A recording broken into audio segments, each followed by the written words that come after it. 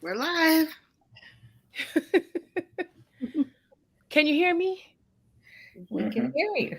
I can hear you.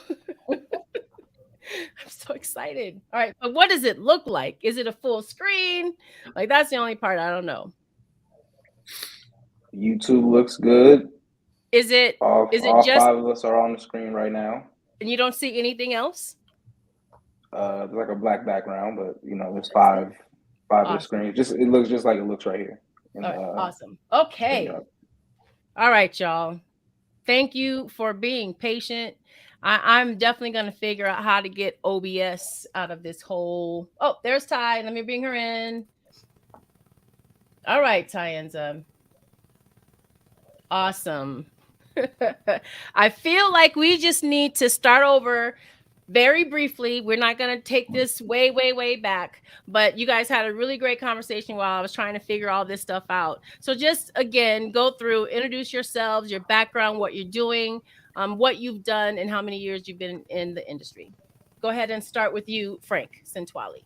All right. I am a spoken word artist by trade, have been forever now, since 1997.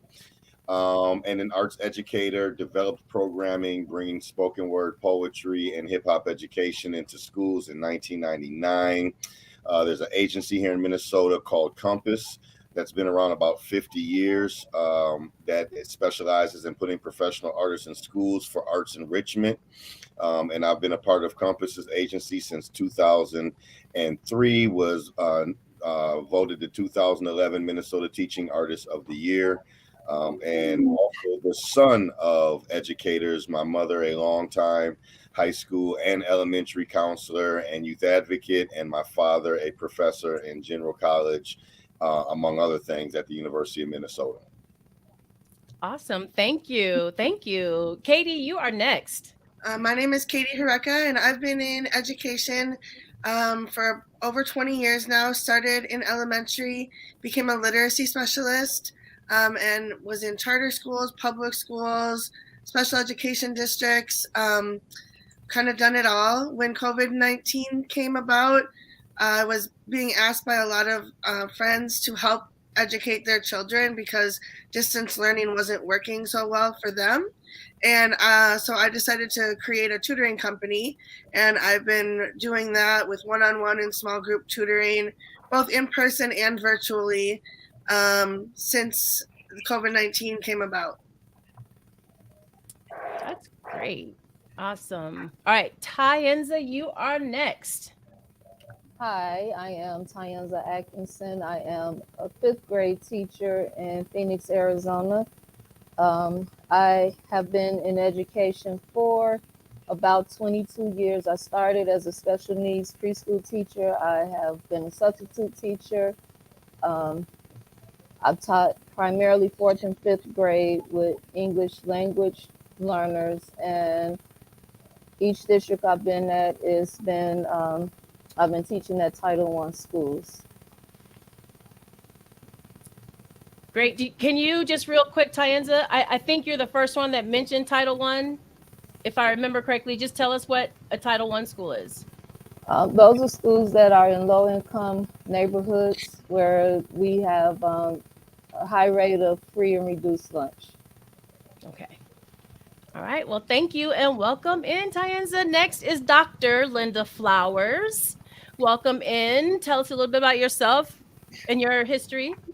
Okay, I spent 37 years in public education, special ed at the middle school level, third grade, first grade, Title I reading, reading recovery, and elementary school principal. And right now I do work for NAEP. So the NAEP test that students all across the country and the territories take the same test that Congress uses to allocate monies to districts. I work with a team of teachers and we administer that test every other year in Southern Illinois. Okay. Awesome. And so you have been retired for how long? For 10 years. That's good. That's good. All right. And last but not least, we have Keem Anderson, who is actually also my son. Welcome in, son. Yes. Thank you. What's up, Keem Anderson? I've worked in the after-school sector of education for more than 10 years. Started out as a frontline youth worker in after-school programming, worked my way up to running my own center, and then transitioned from there. Found my passion in really quality data and evaluation, quality youth programming, and training and facilitation. So building capacity for high quality youth work, specifically in culturally relevant youth work. And so now work at Ignite After School. We are Minnesota's after school network. We represent Minnesota in the National After School Alliance, as well as Mott's 50 State After School Network. And so we support the field here in Minnesota with through policy and advocacy, professional development, and continuous program improvement. And so I work at my title is strategy manager for policy and learning. So I run the policy and the professional development portions of the organization. That's awesome. And you've been doing this work. I always say that he started off in youth programming as a teenager, and then like the next year he started working in youth programming. So he has a lot of years under his belt.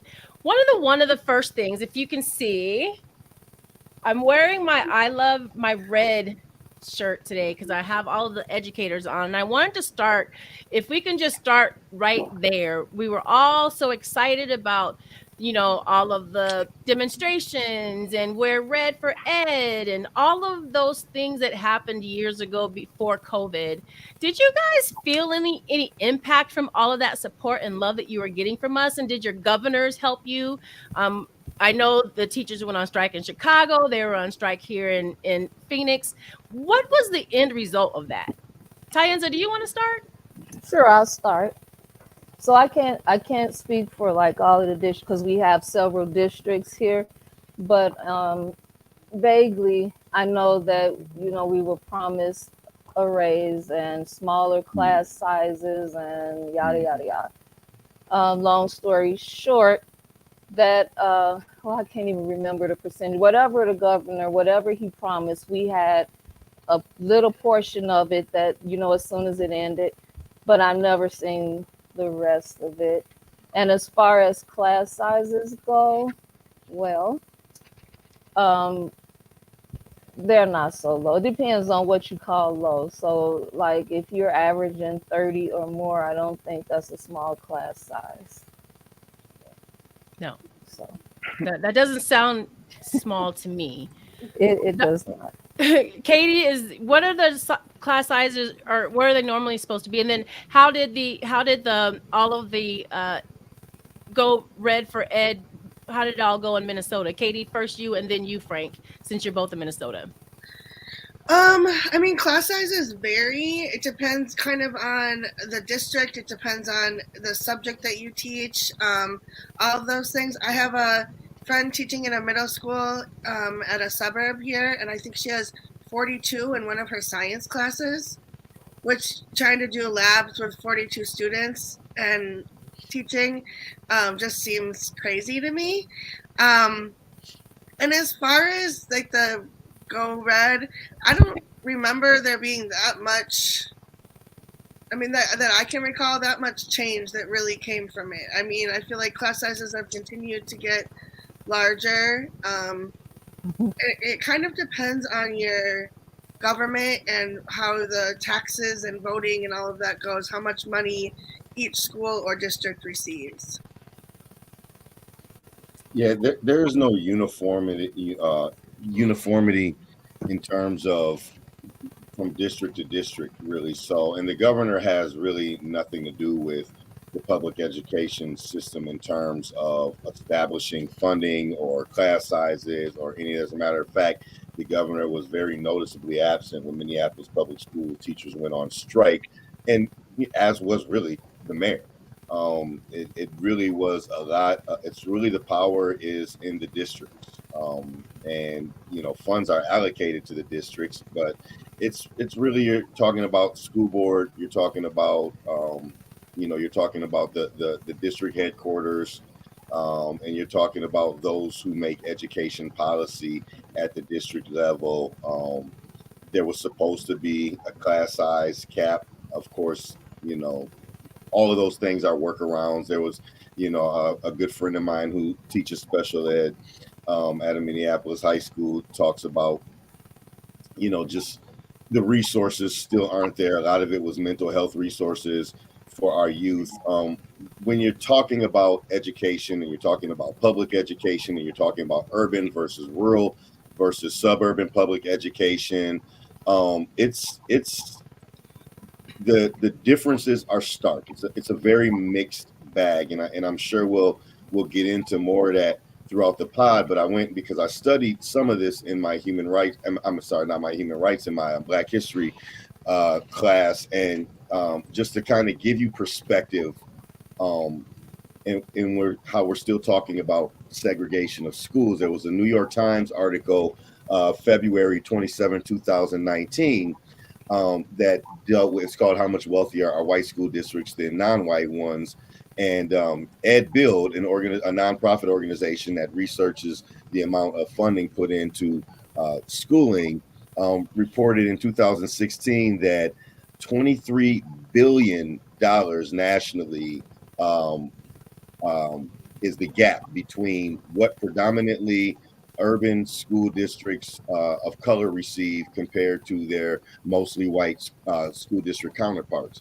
So Wow. when you start talking about class sizes and you start talking about, policy, schools in America have always been segregated by economics. That goes back to, Reconstruction era. It goes back to Absolutely. Jim Crow. It goes back to the end of the Civil War.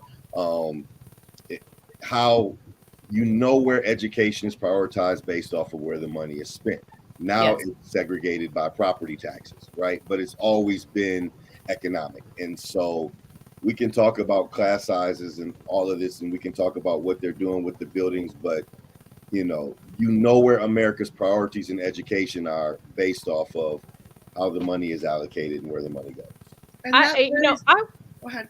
No, I would actually challenge you guys, because in the research that I've been doing, I don't know that America has ever prioritized education if it wasn't on the private school level. So Frank brings up history, and of course, Brown v. Board of Education is kind of what was supposed to move us towards integration, but we really just kind of desegregated, but then resegregated again. And most of our school systems and districts are still very segregated. And so the Brown v. Board passed in 1954. And that dealt with segregated public schools, right? The case that came to be known as Brown was, of course, a litany of other cases. The one from Topeka, Briggs v. Elliott, Davis v. Board of Education in Virginia, Bowling v. Sharp, and then Gebhardt and Bethel v.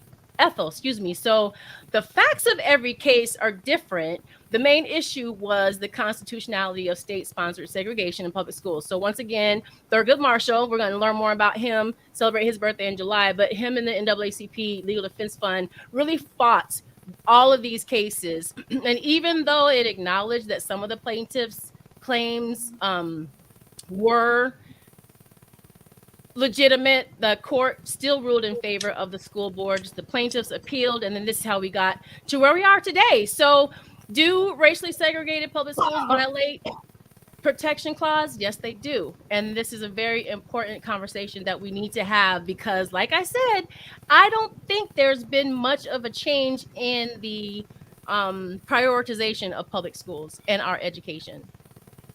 Keem, speak to that. Well, yeah, I agree. There's a quote by Tim Wise who says, there's no accidents, only precedents. And when we look at the history of education, intellectually, from the people who we consider the forefathers of modern education, they prove with their words that it never really was about true education of students, of the population, but it was about raking a few geniuses from the rubble. That's a direct quote from, I think, Woodrow Wilson, I think it was. The point of education is to scrape a few geniuses from the rubble, insinuating that, most of us are not worthy of a good education, and, only those who we deem qualified enough will be educated, and the rest of us will in turn work for them. And so we know that that's been the model for education. And so I don't think that's changed.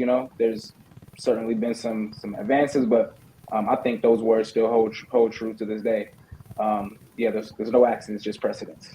Absolutely. And Dr. Flowers, you are actually president of the NAACP chapter. How do you look at the history of education, the impact of Brown v. Board, and the state that we're in today, even coming from the perspective that you're looking in on education right now? Well, from a historical standpoint, I don't think that our forefathers, ancestors who fought for the integration of schools looked at the unintended consequences in terms of the Black teachers, the Black administrators who were lost.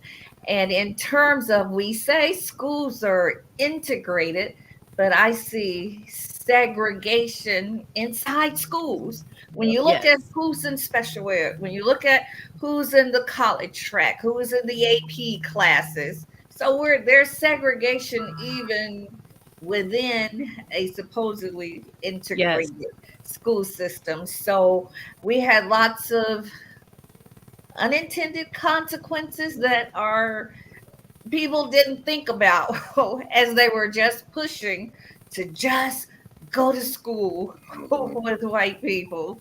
So and we're still segregated inside schools even today. And we're probably the only people in the United States of America who have to depend on other people to educate our children. and that's not good. Not saying that all white teachers are bad, but we're the only people that are at the mercy. Here in Carbondale, for instance, Carbondale school system pays a good salary, better than the other little towns around. And so people come from other little towns, former sundown towns, to educate our children, and even the impact that it has on our taxing system, because they come here, they take our tax dollars, and then they take them back to their little towns. So there's all kinds of consequences to that in terms of miseducation of children, the economics. It's important. Although I do think the education system, take for instance, I grew up in Chicago in Robert Taylor housing projects, one of 11 children. There's no way my mom, who became a widow at 39, could have afforded to send 11 children or even one kid to college. And so education was very critical for us in terms of upward mobility. Yes. So absolutely. And I feel like that's the part about education that's always missing in the conversation, is that the point of being educated is to be able to get a good job. And then without that education, the access to good jobs are not there. Katie, I know that you have been doing a lot of different things in the public school system. How do you relate Brown v. Board being able to integrate our systems and having them being still separated and still unequal? Yeah, it's difficult, and I know that a lot of times when I go into I've worked mostly in urban districts and schools, and so I know a lot of times you get the what's this white female teacher, like the quote unquote you're a white female teacher, and for me it's been a lot of encouraging people of color to get into education. You know, like at one point, maybe 5 years ago, you would meet a black man and he said he worked in education. He was always the behavior dean. There was not another place that they were. And now there has been a lot of change. And I think that that's important. Speaking on what Linda said, you know, seeing the opportunity, if you children of color, to be able to see teachers of color, to be able to grow that education and see that it's possible. So as far as like the just kind of making sure that things are integrated, I've always done as good a job as I can to get to know my students, where they're at and who they are and what their interests are.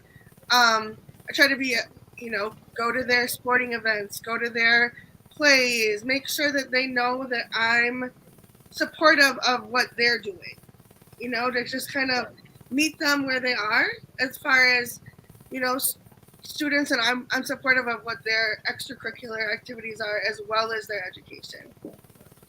Okay, so before we move on, there's something that I just want to share, and I did a little research here, and so I want to share my screen, and at the same time, just mosey on over here to the comments and see if there are any comments over here that need to be addressed. Okay, all right, so it looks like we're good, and I'm starting to hear that sound again. I really think it's just I'm gonna have to figure out my internet. All right, so I broke this down. Can you guys still hear me? Yes. All right. So if you look at Minneapolis, Minnesota, and keep in mind that let me see if I can get back to the top here. The median household income in America is $69,021. For Black Americans, the median household income is $44,000. So for Chicago, you can see that there's a big difference between what the statewide median income is and for the country. And you can see the difference in the poverty rate as well. So Chicago has very many more people that are in poverty than the state is as a whole and as the United States. And then here is the breakdown of the race and origin, ethnic origin, as they call it, of Chicago, which I thought was pretty interesting. Almost 30% of Chicago is Black. I thought it was more than that. I don't know why. You read the news, right, Auntie Linda, and you just feel like Chicago is all Black, but it's not. I did the same breakdown for Minneapolis, Minnesota. And I don't like to give a lot of data and statistics because I feel like it's not sexy and it makes, it's not very entertaining. So I always like to make sure that everyone knows that you can get all this information on YouTube in the description. Everything that I use, you can find there. Hopefully you'll learn something right along with me. Minneapolis has more Black people than Phoenix does, Frank. And not I thought that was me. Just a couple. It's not surprising to me. Well, again, I really wanted to get a snapshot of what the whole state looked like, and then what the particular cities that you guys are serving. And then here in Phoenix, as you can see, only 5% of us are here. And believe you me growing up here, I felt it. There's one story that I want to share that kind of encapsulates my whole attitude about public education. I didn't grow up here, but my parents moved to Arizona when I was 5 years old. So Phoenix was home to me. I grew up here. Both of my kids were born here, right across the street from where Tyenza lives. There are deep connections here. And so when I met Akeem's dad, my ex-husband, and we decided to move to Minnesota, I was really, really excited. But Maresha, my daughter, had just started kindergarten. So excited, first kid off to kindergarten, and they had full day kindergarten, like right before. This is probably no big deal to you guys, but boy, was I excited that kindergarten ended up being full day.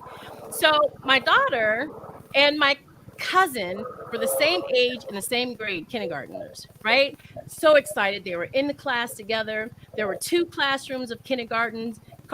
kindergartners. The kids loved it. Marisha and Reese were going to be really good friends growing up together. And they had to split the classes because the rooms were too big or there were too many kids. So they split those two classes and made a third class. And guess what they did? Split them apart. They separated the only two Black kids that were in class together. And I'm like, what sense does that make? And so right away, the taste was not good here. Moved to Minnesota, took my daughter to Lucy Laney, the very first day of Lucy Laney. There's a kindergartner in the principal's office coming back from being suspended. And I'm like, wait a minute, how do you suspend a kindergartner? Like, you can't really handle a kindergartner. So in the first year of my daughter's school year, this is what I had to deal with the education system. I want you guys to share what is the most frustrating part about what you do specifically. Let's start with you, Keem. What frustrates you? What is the part about your job that's so frustrating that you just can't figure out what you need to do to change it? I think now I would say as somebody who focuses on the nonprofit sector and the after school portion of education, I think the frustrating part from a lot of the folks who we represent and our partners is really the funding, right? It's really the access to the dollars that it takes to truly do the work that we do in after school from every level. And so we know here in Minnesota, we haven't had organizations haven't had state sponsored funding for after school programming since 2007. And so there's been this fight, right? This competition to get granting from federal dollars to be able to run programs that support young people. And so that's really the most frustrating part. And when we think about the role of after school time as not a replacement for traditional school, but really as a supplement for it, right? We know and understand that there are things that we can do after school and in summer to really strengthen and support and help reinforce a lot of the education that a young person receives during the school day. And so it's the frustrating part is that continuous fight to be able to prove that, hey, this is a real important aspect of education our young people need, and we need to be able to fund it in a way that's sustainable and a way that is relevant and reflective of our young people's needs. So yeah, from a statewide network and after schools perspective, it's definitely the funding and the access to the dollars to really support our young people. So just, then what is it that if we have people that are listening right now and you say that our after school programs need more funding, whether you're in Minnesota, Maryland, Arizona, how is it that we help with that? What do we do to help you get that funding? I think it's really advocating for after school time programming. It's blurring the lines of separation between formal school and after school programming. It's knowing that, hey, we support, like, teachers and youth workers should be collaborating. As my role here at a network, my job is about connecting people and collaboration and relationship building across sector for the support of young people. So I think there's a lot of cool things that are happening right now, but I think it's going to take a more creative and innovative approach to really do the real work of connecting folks across sector to be able to support young people. That's I think really the thing that should happen. And it's knowing that we think about the work differently, but it's all needed and it's all respected. And so it's knowing that we're in these spaces for a reason, and young people are having these experiences after school that are helping shape and mold them into being productive members of society. And so it's the partnership and the collaboration I think is really truly needed from formal ed and after school. Awesome. Tyanza, what frustrates you the most about your job right now? Well, I like that Key talked about partnerships, but the most frustrating part for me is the partnership between the teachers and the parents. I think what's a big problem in education now is that parenting is not like what it used to be, and we're having to deal with with the outfall of that. We're pushed to the limit. Teachers are pushed every year. They up the ante for us every single year, higher demands, but parents are let off the hook.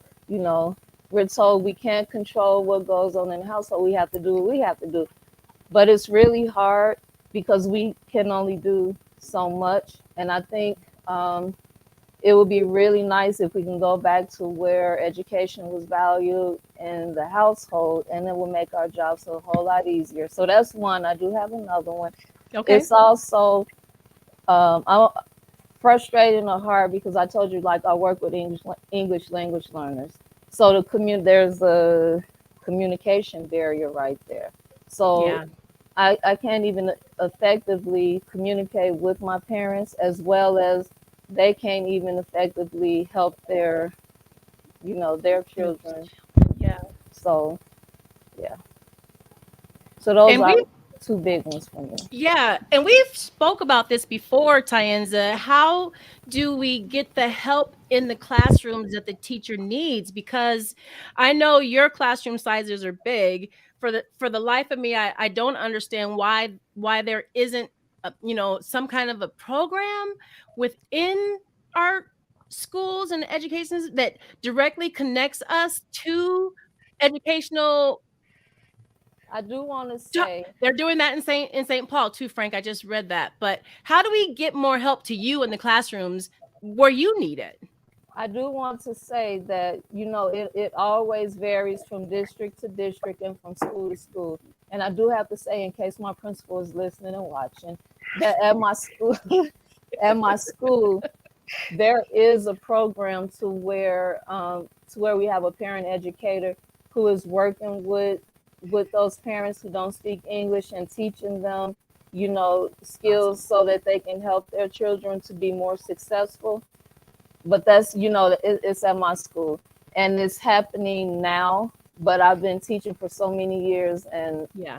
you know and it's still, it depends on where you are. And then there's one more thing that Okay. I forgot. um, Standardized testing is very frustrating, because if the powers to be, whoever that is, if they understand enough to label, our kids as being special ed, English language learners, and the list goes on, Mhm. why are they still held to why are they still accountable as to what they say, like with the mainstream kids? And that's really frustrating, because then, Yeah. at the end of the school year, the statistics go out, and then, it's always, well, what are the teachers doing, or what are the teachers not doing? But they have Yeah. no idea, what the classroom, like, what it's really like. Yeah. One of the things that frustrates me just as a grandma is that we seem to be just teaching to this test in all of our districts, and we're still not passing the test. Like, we're teaching to the test, but our students are still failing this test. Frank, you have a different perspective in the way that you are involved in educating our young people. But I still assume that there are some frustrations, even in the really creative way that you get to teach kids. Yeah. I so it's a couple things, and I think Tyenza talked about it, the relationship between the teachers, the parents, and just the role of modern parenting. There's a comedian, he's an educator. I wish I could remember his name offhand, but he sums it up perfectly. One of his TikToks or YouTube when he says, the teachers are afraid of the principal's afraid of the superintendent's afraid of the school board's afraid of the parents, and meanwhile the kids ain't afraid of no damn body. That's Wait, education in a nutshell. I gotta show this to you because you're bringing this up, and I wanted to talk about this. And so let me play this real quick. This happened in real life. There's a Oh black yeah, I teacher. saw this. Did you see this? Yeah, Did I've seen it. everyone see this? Black teacher gets into a fight with a student.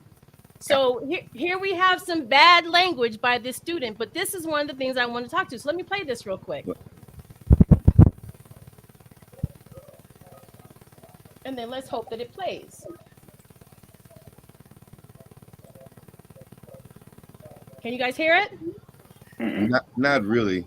Well, like I said, I know what happens. And it's unfortunately way far more common than it ever used to be. Let me turn this up and see if that helps.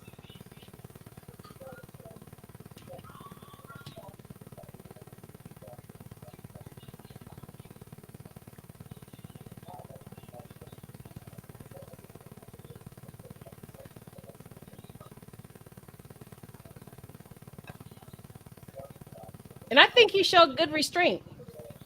I mean, yeah, like I said, I could.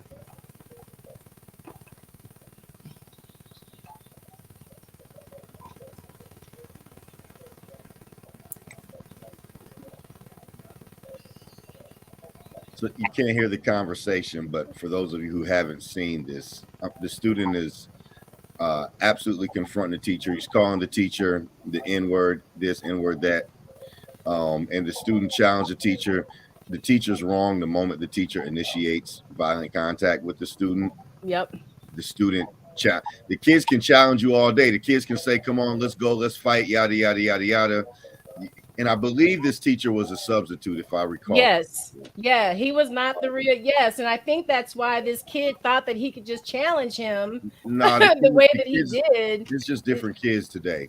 That's a very common. I mean, I haven't seen where teachers put their hands on students like commonly, but that whole dynamic of a student berating a teacher or a staff member is unfortunately very, very, very common. Yeah. I wanted to go back though because the point that I was trying to make, before you went to that video and what Tyenza was talking about, that student-parent relationship, it's really been, and I also blame kind of policymakers that have kind of pushed this adversarial relationship. And unlike Tyenza, I don't work for a district. I work as an independent contractor. So I work from the furthest northest town, Roseau, Minnesota, where the whole county is 3,000 people and K through 12 go to one school. There's maybe 3 black kids, and it's 10 miles from the Canada border. And then I work down in Rochester, Minnesota at Rochester STEM, which is an all Somali charter school full of immigrant first and second generation Somali children, and everywhere in between, all over the metro, from Edina, where there's more affluency, to North Minneapolis, to East St. Paul, where there's a high Hmong and Korean population of students, to where there's a high Latino population. I've worked everywhere around the state of Minnesota. So I have a unique perspective on these relationships. So going back to that, one of the other biggest issues that I see or that frustrates me is that the relationship between policymakers and educators, and the fact that for policymakers it's politics and for educators it's about these children and their lives. And so the policymakers are full of gamesmanship. And like I said, I can say it because nobody can fire me. And they don't really go to the people that understand what these kids need the most to make policy, which is the educators, which is the people on the front lines. And so that's one of my biggest frustrations. And then it all kind of goes back to what Dr. Flowers was talking about when you're talking about integration, which has never happened in schools. We've had desegregation. We've never had integration in schools. We've had desegregation in America. We're still working on integration in America. And Dr. King was very specific in saying that in his essays. We never integrated curriculum. Ever. So while we talk about the integration of the building, the desegregation of the buildings, and we talk about the not bringing along black teachers and black professionals along with putting little black children in these buildings, we've never started to have the conversation about integration of curriculum until recently. And you see what people like DeSantis how they're reacting to the idea of integrating curriculum.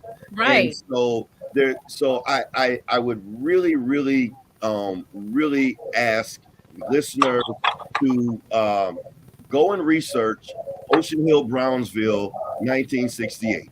Go and research what happened in New York City with the Ocean Hill Brownsville School District when there was an experiment done to actually give control of community education, of community schools, to the community members, and that included curriculum. And look at what started to happen when the curriculum started to reflect the children. Look what happened when the power dynamic changed in the community, and the community of color had the power dynamic. And look how quickly the American Teachers Federation, which was predominantly pretty much completely governed by white educators, their reaction was to then say, well, wait a minute, this is against Brown versus Board. You are now segregating your school district in the benefit of your children. So now all of a sudden they wanted to play the segregation card in reverse, when all of a sudden white teachers started to lose their positions. Not all of them, just the ones that were not on board with this curriculum change to an Afrocentric and Latin American and Latin centric curriculum to reflect the student body of students that were going to these schools. And so they squashed the experiment. They cut the funding, they squashed the experiment. So if you're not familiar with the Ocean Hill Brownsville experiment in 1968 in New York, you have to familiarize yourself with that to understand the politics that's played with education to the detriment of children of color across the nation. And so when you start talking about frustrations, for me, my frustration, and which is why I refuse to be a classroom teacher. When I went and got my degree, my advisor was like, well, do you want, because I started off going to get a degree in education. My advisor was like, well, you're already pretty prominently working in schools, making almost as much as a classroom teacher. Do you really want to go be a classroom teacher? I was like, no, I just want the piece of paper. And so my advisor was like, okay, let's do this like this then. And thank God for that, because I probably wouldn't last very long in any district, because I've seen too much from the outside in, like being inside of it, but not having to deal with the politics of it. They'd have fired me, because I'd be reading them the Riot Act every day. Because the people that should be determining the policy is first the educators, in conjunction with the parents, in conjunction with community leaders, not the people that got the PhDs in education policy that maybe spent a year or two teaching in the classroom. And any classroom teacher will tell you, especially nowadays, whatever you were doing in 2019 is almost irrelevant in 2023. What you're doing in 2023 is going to be irrelevant in 2025, because the rate society is moving with social media, with internet information and technology, the way communities are changed, the way borders are constantly being redistricted and shifted, which are changing what schools go to, or what kids go to what schools. Like, so if you're a policymaker and you haven't been in the classroom for 5, 10, 15 years, you don't know what the hell you're doing as a policymaker. And I personally believe part of, we start talking about change, if you are a policymaker with an education degree, you should be forced to spend at least 3 to 6 months back in the classroom as a teacher on sabbatical from your job as a policymaker, so that when you go back into that office making that big money, you actually have an understanding of what these teachers are dealing with on the front lines and can make policy from a more educated perspective, and have a little bit more empathy for these teachers that are dealing with really being the targets of everybody. We just seen a student fighting with a teacher. Too many stories of kids attacking teacher. So the teachers got a target on their back from the kids. They have a target on their back from the parents. They have a target on their back from the policymakers. They have a target on the back from this having to teach to the test where their jobs are on the line. And then they have a target on their back for trying to integrate curriculum to reflect the interests of the kids that they're teaching. And then you have, social pressure coming from the United States of America's population, these conservatives putting a target on the teachers' back for trying to integrate curriculum so the kids can actually engage in what they're learning, because the curriculum reflects them. So I advocate for teachers all the time, because I get to see it from everywhere, and nobody can fire me for being outspoken. Yeah. Well, I mean, you are a spoken word artist. So, Dr. Flowers, I want to, between you and Katie, I want to talk about this elephant that I've painted as charter schools that are in the room, because we hear that charter schools take money away from public schools, take the good students out of the public schools. There's all this conversation about charter schools, but is that the opportunity that we have to write our own curriculum for our own kids in our own schools? And if that's not the way to do it, how do we do that? Dr. Flowers, and then you, Katie. All charter schools are not private schools. In the state of Illinois, we have public charter schools. And so if you're living in a really deprived, unsafe area and you have an opportunity for your child to leave that area and go to a charter school, as a parent, as educators, we always want what's best for kids. So in some instances, a charter could be best for kids. However, the other part of that is we talk about state national tests. In a lot of instances, people in charter schools aren't required to take those national tests. The teachers aren't required to be certified. So not sure what their curriculum may or may not look like. When we talk about teaching to the test, Yes. if the educators, and I've served on some of those state committees, have determined that these are the important skills that students need to know at the end of third grade, at the end of sixth grade, at the end of ninth grade, then should we teach those things that are deemed important for kids to know at the end of their learning in a particular grade? I think we talk about the parent-teacher relationships. Society as a whole doesn't value education. They don't value educators. Schools don't themselves. I'm on the board for the high school district in Carbondale. So we have news reporters, we have TV ads, we have articles in the newspaper when basketball, football team does well. But when students are honor students or they're getting ready to go to Harvard or something, there's no trophy. There's no television Right. reporters on any of that. And when we look at, just the pay, the discrepancy between the pay for a teacher. So it's not just the relationship, parent teacher, it's society as a whole that doesn't value education. Including including the parents of the students that are in the schools that you guys teach at, it sounds. Katie, you've had the experience of public, private, charter, combined, separately. What do you think of the three options is the best way to teach kids in our communities? Is there one way? I don't think there is one way. Charter schools aren't all created equally. And that can be a positive, but it can also be a negative. There are in Minnesota, they have to attest to certain, make sure that they're following certain rules and certain curriculums and testing and things like that. But there's also a lot of charter schools end up with the kids who aren't successful in a public school. So they send them to the charter school down the way. And so you're sending these students who need help with their behaviors to a school that parents have picked out for their child because it offers this, that, the other thing that they want for their child.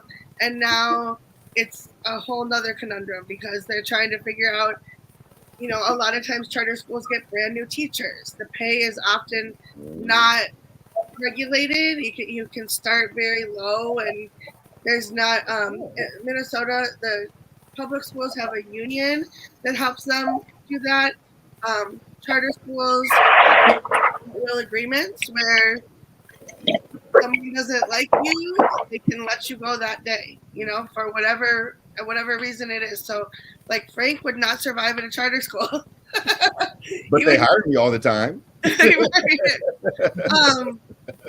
But I do think that some of them have great ideas behind them, and they could be successful. But I think they blew up a little bit too fast. Okay. To where they, kind of became holding grounds for some students. Got it. And Akeem, do you, with your after school programs, is there I don't know if the desire is the right word, but do you work with both public and charter schools? And do you work with any private schools in the capacity that you're in right now? Yeah, we've partnered. After school it can look a variety of different ways. We definitely a really great model for an after school program is to be partnered with a school, whether charter or traditional public school. And so yeah, I've been in both spaces and places. Kind of like Katie says, they're they can look a variety of different ways. There are some charter schools where they're doing really great. They have a good kind of vision and kind of direction. There's also some charter schools that you walk in and you're like, this is insane. What's going on in here?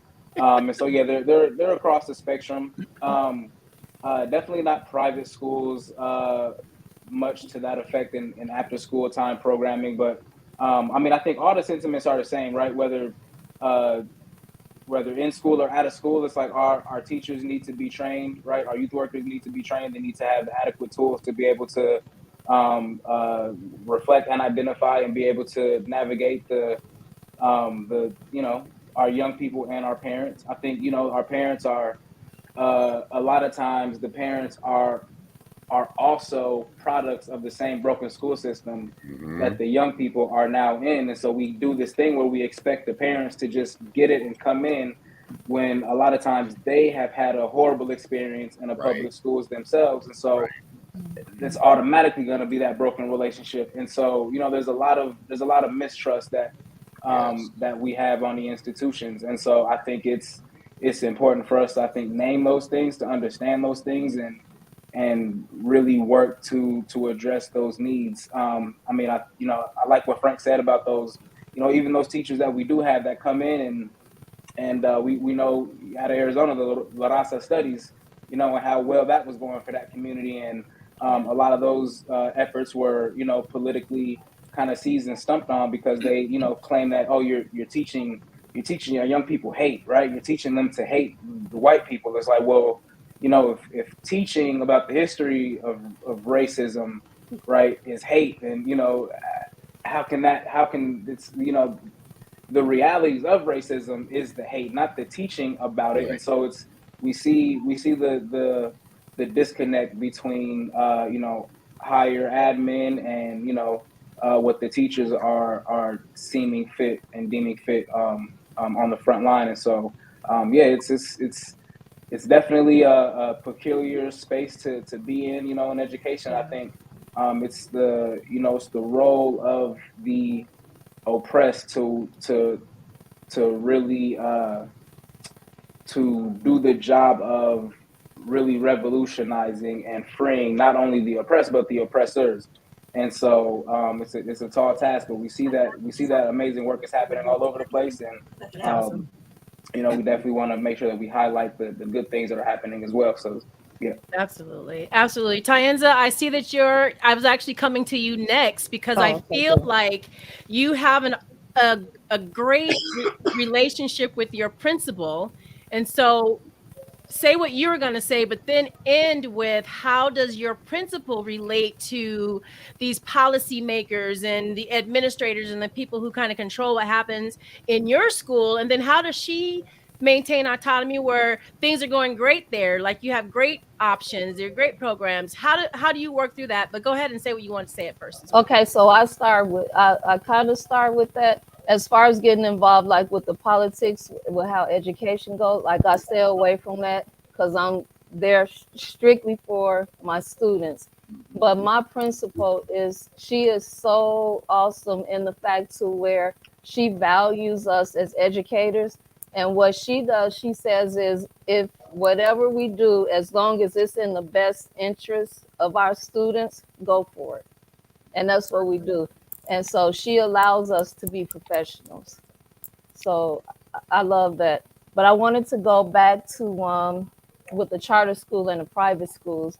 So I think just like with the public schools, it does kind of differ. When I grew up, I went to school. I grew up in Chicago, and I primarily went to Catholic schools. And I mean, of course, going through, I didn't see this, but looking back, I value the structure, if nothing else, that I got from that, because they didn't tolerate those different behaviors. But then I also went to school at a time when you could get paddled as well. Hmm. Okay, and then same here. for my children, I have three, and all three of them went to a charter school, which I absolutely love. It was a charter in which it was like college prep. So it actually prepared them for, higher education, taught them, the structures that they needed to be successful past 8th grade. So for high school, and then for college. So I've had a really good experience with a charter school, but I do know that, just like with a public school, it doesn't matter necessarily like the district. It's that individual school. I think every individual school has its own story, and you just Does that charter school, is it just one, or do they have more than one charter school? They have. So when my oldest went, it was just the K through 8, well, preschool through 8, and then they went on to went through high school. And so I guess there is a network, but it is just that one with that name. Okay. Yes. Frank, go ahead. You got something you want to say? Yeah, I think what Tyanza brings up is a really good point, in that it first starts with the parents in the home. And I think, Keem's point of, we're dealing with a lot of students that come from households where they're parented by people who had a very bad experience with schooling for one reason or another. It might even go back to their parents' experience, right? A lot of the behavioral problems we're dealing with now, I like to say these are the Reagan babies come home to roost. Because there's all timelines to this. Yes. But my children, I have, one of my children graduated from a charter school, and then she went on to a top 15 university, graduated. And then I have, my son graduated from what is becoming now kind of a first rim suburban school. And he's doing great, owns his own business, graduated college. Then I have a daughter that, went to South High, went to, Minneapolis public school, and she's doing great, freshman at the U, doing great, straight A student, and then I have a daughter that goes to Minnetonka, which is second rim suburban school, one of the largest and most affluent communities in the state. And she's doing great. The common denominator is the parent. Yeah, the parent, the value that's placed on education in the households, right? But when you start talking about charter schools and public schools, one of my biggest issues with how we view education, period, is we have all of these buildings doing the same things, right? And so Katie talked about sometimes you get students that have behavioral issues and they get sent to the charter school. Where I think we fail the most in American education is, you could have 8 schools in a conference, and all 8 schools are basically pretty much doing the same thing. We've deindustrialized America. Where's the Votech schools? Where's the trade schools? This idea that everybody has to go to college is destroying our children. Absolutely. Because I can tell you right now that a plumber makes more money than me. I can tell you an electrician makes more money than me. Absolutely. But it's education. Might make more money than me, right? And which is to say I don't make good money. But it's still more than what's required of you, right? It's more than graduating high school. You have to still be successful and at least have a great foundation to even be a plumber. That ain't an easy road to toil, being a plumber or an electrician or any of that. That's why you get paid good money to do it. It's not an easy road. And so you still need you still need that foundation of an education. And so as I've got this wonderful group of people here who have so many years of diverse experience and recommendations, we're going to start with Dr. Flowers. We're going to play a game here today, and we're going to create our perfect school, like what we think is the perfect school right here, right now. We got started so late, so I had a whole bunch of other crap I wanted to do today, but we're not going to do it because I want to let y'all enjoy the rest of your Saturday evening. But let's, for, they call it for, I can't say a bad word because my auntie's on here, but to have fun, let's create our school. So let's start with you, Dr. Flowers. Give us the brain and the spinal cord of what the perfect school would be like. Well, since the teachers in the classroom are boots on the ground, then I'd say teachers whose college, university, whatever have prepared them in racially, culturally relevant pedagogy, racially, culturally, educationally sensitive to the needs of children, and who don't think that this is the book and I teach this book or I teach this content, but that I teach children. And something that I find that's necessary to be a good teacher is really just to have a heart for kids. Yeah. Awesome. So start with the teacher. So the brain and the spinal cord of this school are the teachers. And the teachers must be compassionate, caring. How do you interview for that, though? When you think about the teachers, Katie, how do we get the best teachers who have that heart to do the work that y'all do? That's a good question. And I think that's where a lot of charter schools why they have come about, is because that's what they're trying to do, is they're trying to find the best teacher to fulfill their mission and their vision. And honestly, I don't know if there's like a one way to get there. I think that I think actually bringing the community and maybe some of the students even to the teacher, like how they're going to hire their teachers, what they want to see in their teachers, what things are important to them, would be a good place to start. Oh my goodness, that is amazing. That's awesome. So from this brain and spinal cord, the nerves have to include the parents that in the community who have kids or grandkids, and they can help to prop up what the teachers are doing in this charter school. That makes perfect sense. I would love to see like a panel have, the teachers have to be interviewed by a panel of students, teachers, like a whole bunch of, that would be an awesome thing. Katie, awesome.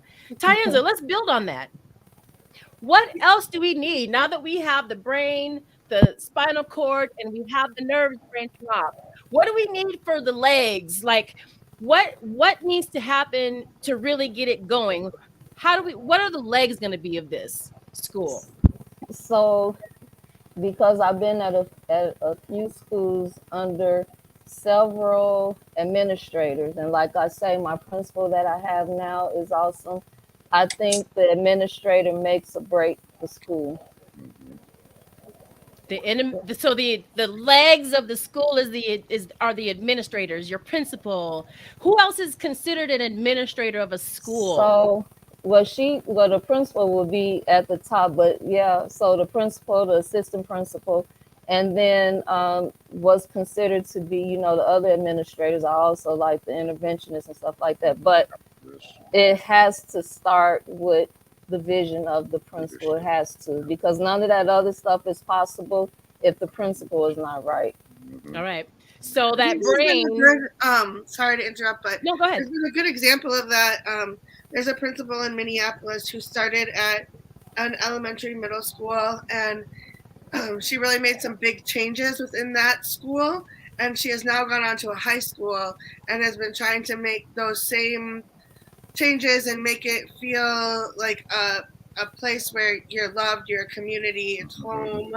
And she's done really good things. She's been put up against a lot of politics. A lot of people don't necessarily like her for the things that she's done.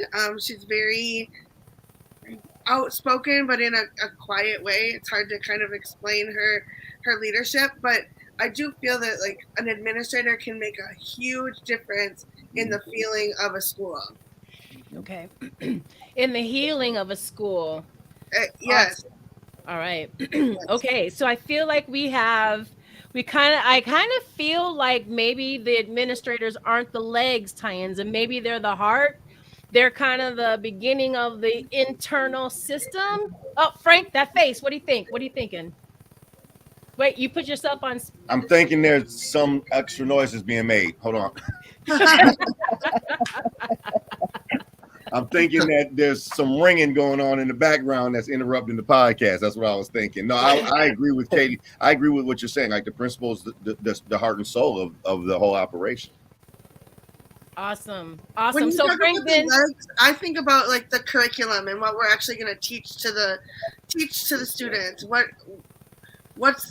How are we going to go about the curriculum? You know, culturally relevant curriculum, being, you know, making sure that everything is being taught, but also like we talked about, you know, it doesn't all have to go down the college track. We're not all going to go to a 4-year school.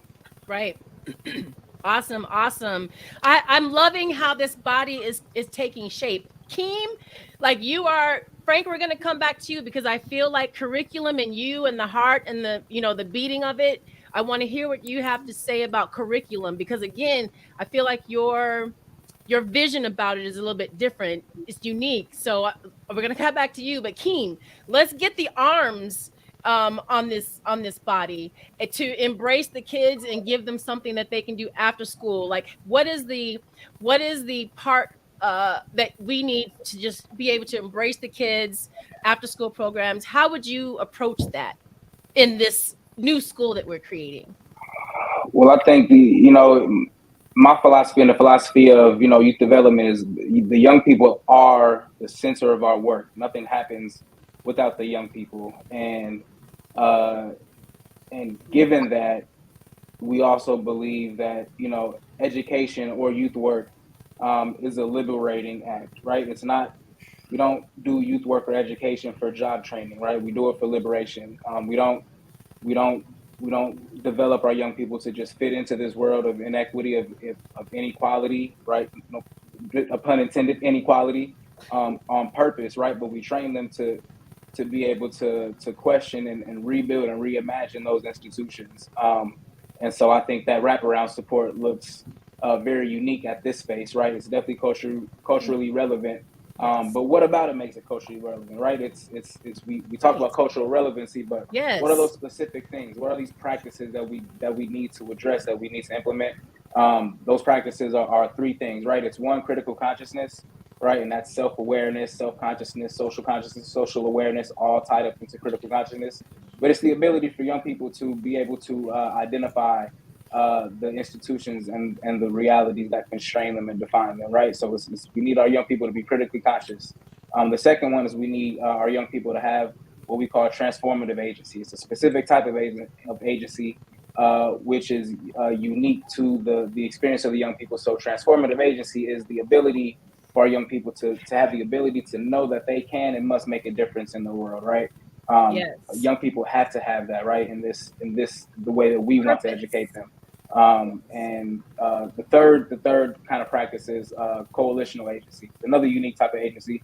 But this deems history, this deems each other, this deems the connections that we have, the relationships that we build with each other as a crucial, necessary part of this work, right? So we don't see history as something that is separate from us. We don't see each other as something that is separate, but we see them as sameness. And so having that coalition agency, right, those people to be able to go through the struggle with, right, to have those practices, making changes in communities. So coalitional agency, so critical consciousness, transformative agency, coalitional agency.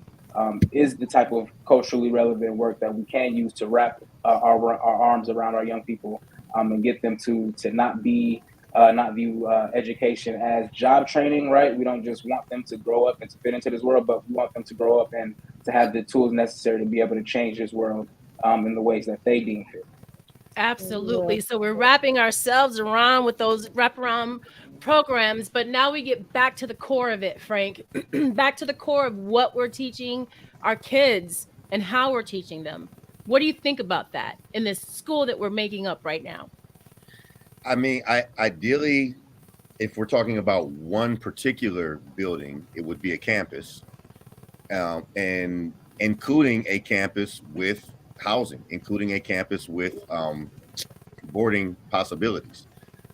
Because for some of our kids, being able to get out of their environment is a big thing. And in my dream, this boarding optional campus, then if those kids that participated in the boarding aspect, we'd be doing adult education programming for their parents, so that everybody in the household is elevated.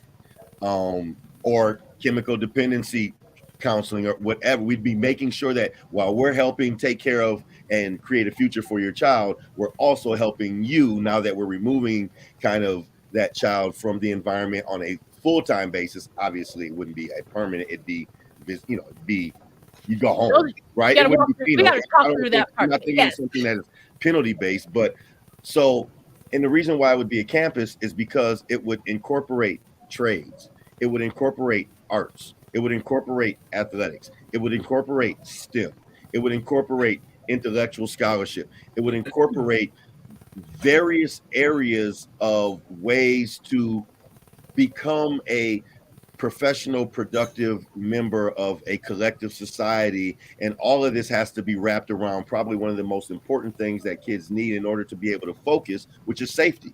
Kids have to feel safe in school. They have to feel safe with each other. They have to feel safe with the educators. They have to feel safe with the parents, and everybody in the building has to create an energy of love and safety. And then we have to be able to help kids identify and recognize what they are passionate about, and have programs and resources for them to be able to follow their passion, so they can see the relationship between core fundamentals of reading and arithmetic and so on, and being able to succeed in what they're passionate about. So that campus has to have an athletic wing. It has to have a arts and a development wing. It has to have a legal, for kids who want to be a lawyer, it has to have a legal wing. It has to have a science wing. It has to have, it has to have, like a college campus will have, it has to have these options for education. So I feel like, and Frank, we have never had this conversation before, but I've had it with my son and I've had it with Tyenza, that I feel like our family, and Auntie Linda, you're involved with this too, whether you know it or not. We have so many wonderful educators in our family, and I know COVID has pushed a lot of people to their limits, and I feel the frustration from so many educators since COVID happened that when I have this conversation, Frank, I've had, like I said, and I want you to know that I've actually registered the name of this campus. It is called the Center for Academic and Athletic Excellence. And it contains all of those things that you said, Frank, an emphasis on anything that a kid could ever want to do. And it includes that housing option, because I want this center to be the place where if you have been forgotten, if you have been suspended, if they are sending you to another place because they can't deal with you, I want those people at this Center for Excellence. And I actually have registered the name. So when I sit here and I have this conversation with y'all, we have just created our board for our new school. I will. Can I say this though? And this all goes back to what we originally talked about. The idea that education in America has never been a priority, because something like a model like we're talking about, a campus model like we're talking about, it takes a lot of money, a heavy investment financially. And see, the thing about it is America doesn't see how education actually creates revenue for America, right? And so So they don't invest in education because they don't draw a direct line between, okay, this is actually going to make America a more profitable country enterprise, right? Because America is just a big old business. So like even what you're talking about, Tawana, like this idea that you can have kids that maybe have behavioral issues on a campus with kids that come from wonderful two income household families that don't have any issues. Just the financing of the specialists that you have to Yes. take this environment of love and safety and keep it lovely and safety, because anybody that's ever done foster care or adopted a child knows that these children bring baggage that if they had impulse control, they wouldn't need conversations like these, right? Yes. So the amount of money that has to be placed in really educating all of our children is something that is going to take a joint effort between private sector and the philanthrop and the and the public sector. And private sector doesn't want to invest in anything that's not bringing money back to them, and public sector wants to play politics with public money. So it also always comes back down to, I've said this and I get in trouble for saying it, whenever the United States of America has a choice between doing the right thing and turning a profit, they will turn a profit every time. It's always about the money. All you got to do is go back to the first cabinet meeting and their discussion of how they wanted to deal with slavery to tell you, when it comes to benefiting human beings or making money, it's going to choose the money every time. Yeah. Yeah. Well, I mean, obviously we're going to have to really, attach ourselves to some seriously philanthropic organizations.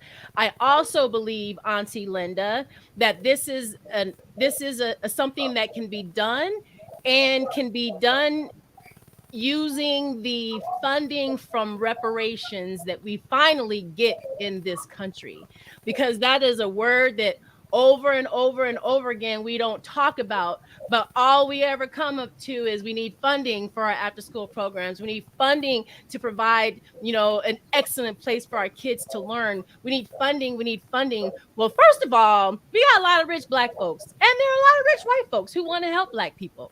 I'm not even worried about funding. I want to get the idea down. Let's really figure out how we're going to best educate our kids in our community and take it out of the hands of the people who just want us to work for them.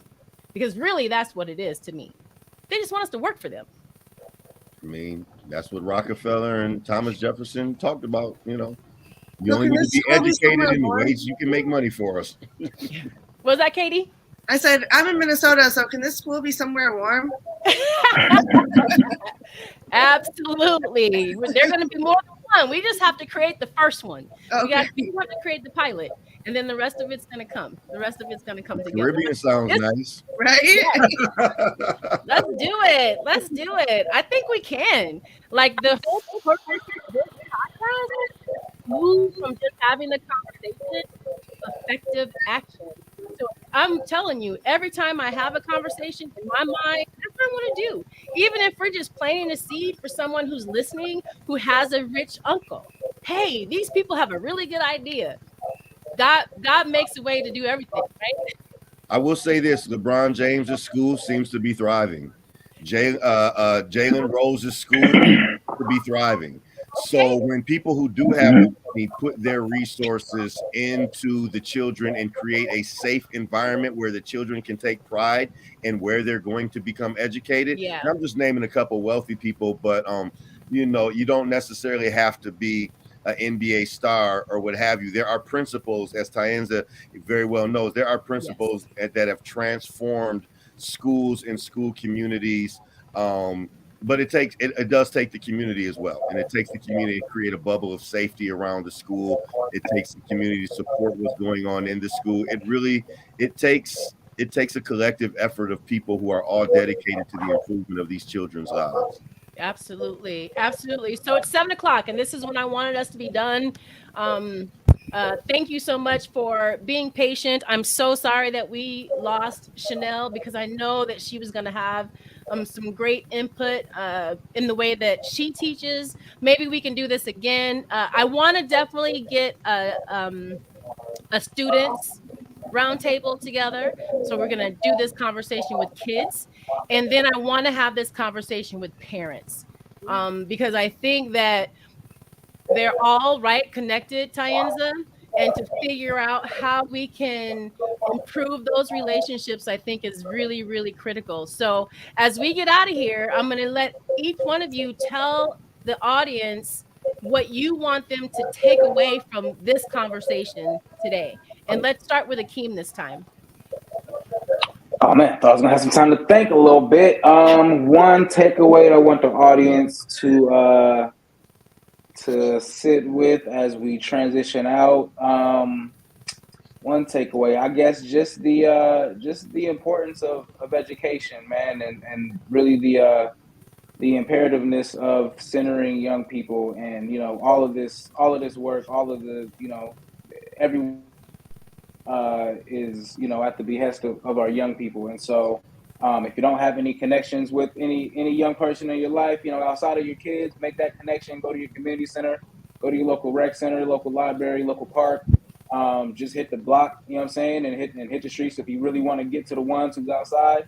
And let's wrap our young people around us, man. They need us. We're dealing with a situation here in Minnesota where the 1 year anniversary of D Hill, who was star quarterback at North High, who got murdered just coming back from a protest, and a young person in St. Paul at Jimmy Lee Rec Center just got shot in his head last week by a staff member at the rec center. The people who we pay and want our entrust to really wrap our young people around and keep them safe.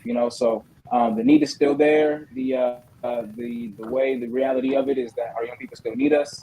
And so, we don't stop until we're all good. So that's all I want to leave it with. Awesome. Thank you so much. Dr. Flowers, what would you like to leave the audience with today?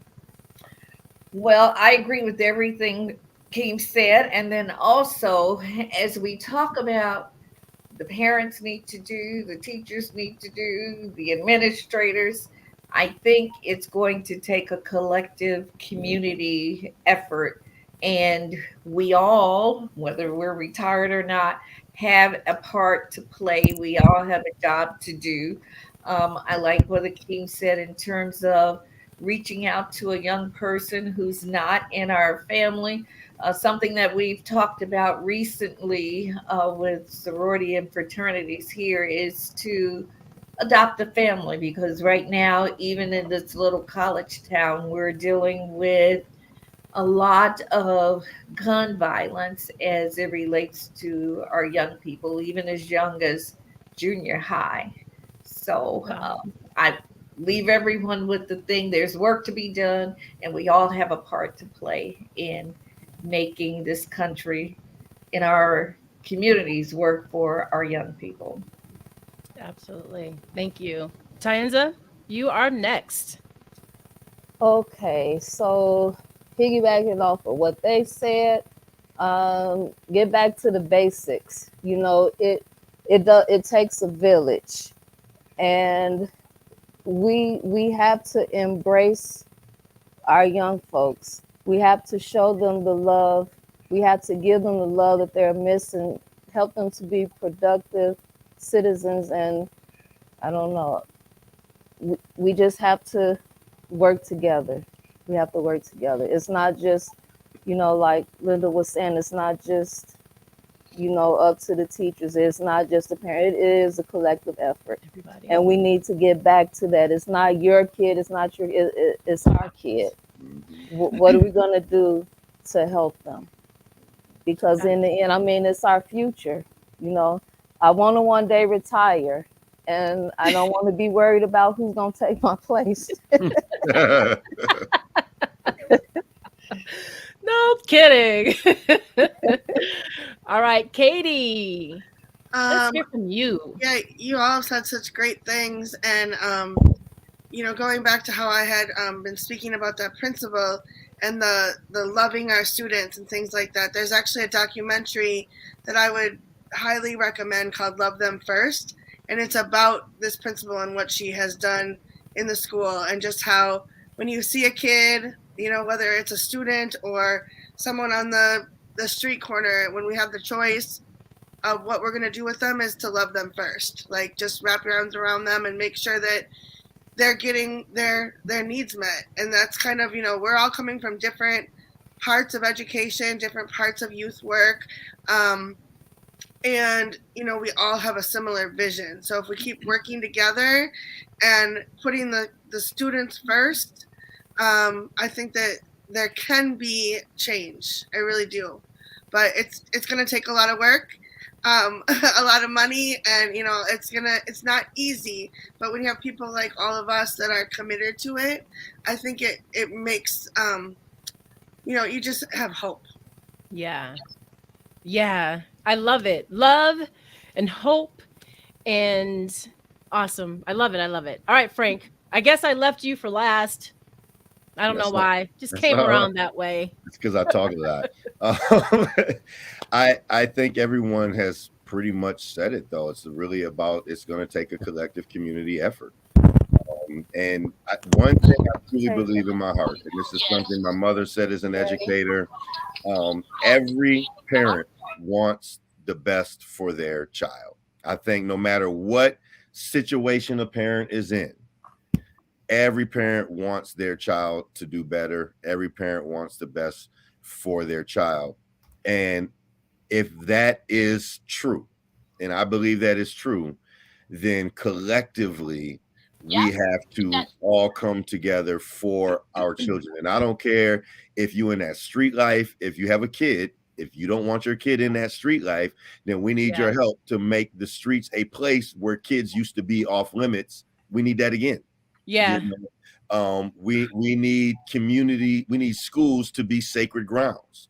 We need a society in which youth who are in between the ages of 18 and 23 and 24 are not so self-centered that they're convincing 13 and 14-year-olds to do their dirty work for them because they get juvenile sentencing. We need to collectively create a society in which our youth are sacred, because they are. And so that means everybody from all walks of life, we have to start wrapping ourselves around our children, and we have to redefine how we look at education. Education isn't just school. Education isn't just intellectual education. Education is giving young people a knowledge base to be critical thinkers and to apply skills along with that critical thinking toward a pathway where they can feel valued in our society. We need to stop looking down. We need to stop creating a pop culture society that looks down on a kid for even thinking about wanting to be a garbage man or a plumber. Instead, we need to go back to having trade schools. We need the mechanic arts type schools of the world back, and we need to start it younger. We need to, you know, if you got a third grader that's really good at working with their hands, we need to not force that third grader to sit in reading and math and writing all day and never be able to do something where they get to work with their hands. Right. So we need to redefine how we view education and not just look at education as intellectual education to go to college, to go to a liberal arts college, but we need to start looking at education from a holistic lens and have a society that is safe for kids to be educated in. Yes, nurturing passions, I think, is what we need to do with our kids. They need to tap into what their passion and their purpose is. And then don't get mad at them if it changes. Like, it's going to change. It's going to change because they're kids. But at the same time, we have to understand that cultivating them where they are is really important. We can't look at our kids, call them MFers, go watch TV. I'm not going to put a puzzle together with you right now because you need to go watch TV. You know what I mean? Cultivate what your kids want to do. That's what I want to leave with everyone. Cultivate your kids. Cultivate your kids, and all it takes is a little love and a little understanding. Please stop calling your kids MFers. If we can just do that, if we can at just least do that to their face. Now, if you got to go have a moment in the bathroom in the mirror, you know, because sometimes I'll be like, "Ooh, F them kids," but I don't really mean it. I just need to get it out so I can go back to loving them. Because, you know, that's every relationship. Every relationship, sometimes, you know, I love my mama. I be like, "Mom, you get on my nerves sometimes," but I love my mama. I just got to get it out so I can go back to loving my mama. Yes, say it to yourself. It's okay. Kids get on your nerves sometimes, but just keep it to yourself. We got to figure out how to just keep pumping love into our kids, because I'm telling you, you grow up That's why we misplace our love so much, right? Because we don't even know how to love ourselves, and we're trying to figure out how to love other people. Anyways, that's a whole nother Bell conversation. Hookston wrote all about it. Well, thank you so much, Frank Centwali, Katie, Tyenza, Dr. Flowers, wonderful newly engaged son, Keem. I really appreciate this conversation. And when I tell you we are going to create a center for academic and athletic excellence together, we are going to. We're going to do it. Hey, I'll call KG. All right, y'all. All right. Well, have a good night. Good night to everyone. Good night, everyone. Good Nice to night. meet you all. Good people. Have a Thank good you. weekend. Bless See you. you Y'all next too. week. All right. Bye. Bye-bye.